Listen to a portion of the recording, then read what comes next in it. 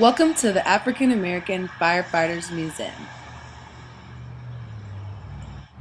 one of two stations that black firefighters were able to work at from 1912 to 1955.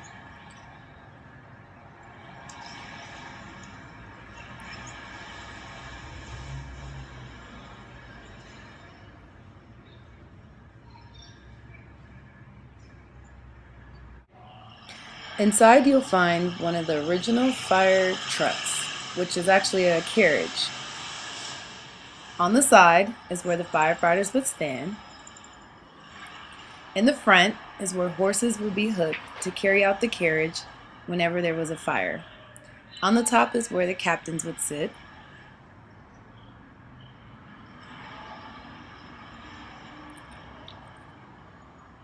This is another side where firefighters would stand. In this closet, you'll find some originals like the shirt that the firefighters wore that they walked around on a daily basis. You'll also see their helmet that they wore, their firefighter suit, which weighs 15 pounds, so it can withstand 2,000 degrees. So if you're walking in a fire, obviously it's about 2,000 degrees. On the walls, you'll just find lots of pictures of black firefighters that worked at this station from long ago. In this fire station, a lot of things are original. They have all four original walls, the original poles that firefighters would slide down on and when there was a fire. Those are the four original walls. The floors are the original floors that were actually, built in the fire station, and that's where the horses would have their poop. That's where their poop went, underneath there. Now we're going to take a look upstairs, where we'll find lots of artifacts from this station and from the black firefighters.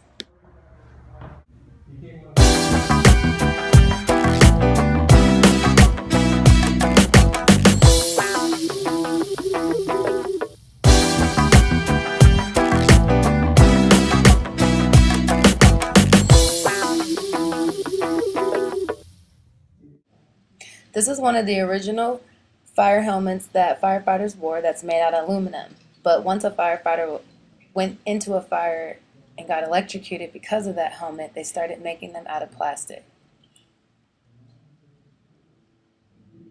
These are the beds that firefighters slept in. Back in the day, white firefighters would push African American firefighters' beds closer to the poles in hopes that when the alarm went off, it would startle them and they would roll out of bed and fall down that hole where the pole was. Here are some of the original jackets they wore if they were going to a nice event, a funeral. These are some of their boots. Again, helmets from back in the 1920s, original boots.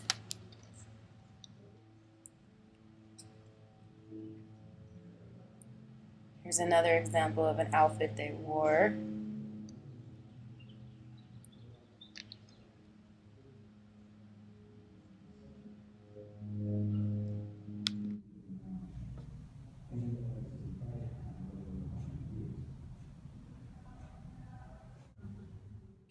Here is an exhibit of some of the first African American female firefighters. This is something different that we don't normally see on a daily basis, yet very inspiring. A lot of men thought that women weren't capable of being firefighters, and these are some of the women that proved those men wrong, and they were let in to the fire department, and a lot of them became captains.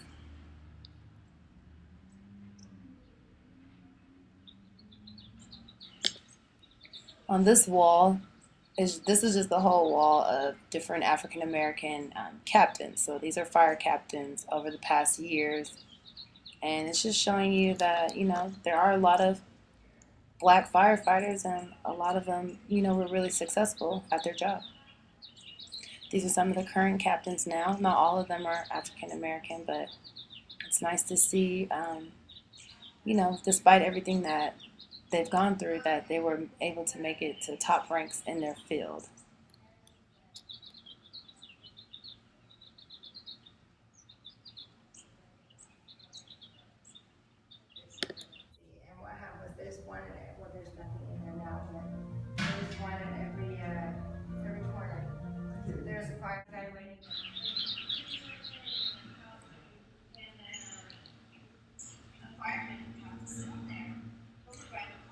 So here's a quick story about Ernie Roberts, this man in the picture here. He came back from a long day of working and the white firefighters put human feces on his pillowcase. Ernie was so tired, he laid down in it, fell asleep, and was so upset in the morning that he almost had a nervous breakdown. Though his captain did nothing about it, and Ernie took some time off but came back for 27 years.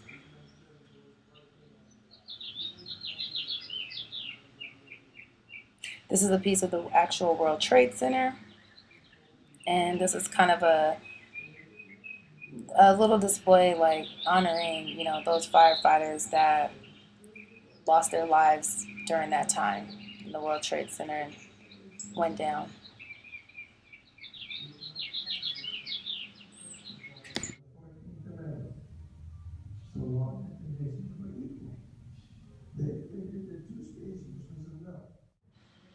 This segment is dedicated to the rookie, the legend. While he was a firefighter, he became a lawyer just so he could fight for African American firefighters' rights.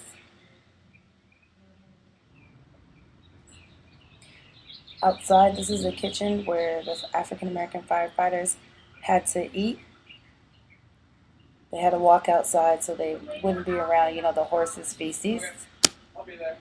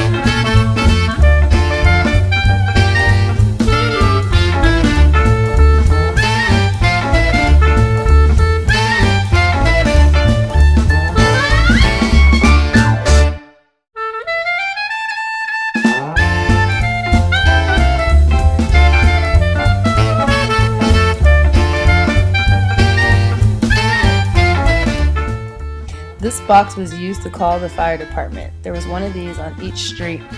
So if there was a fire, you can just go ahead and pull this and it would notify the fire department, and a firefighter would have to stand near the box like a Morse code type deal and see where the fire was coming from.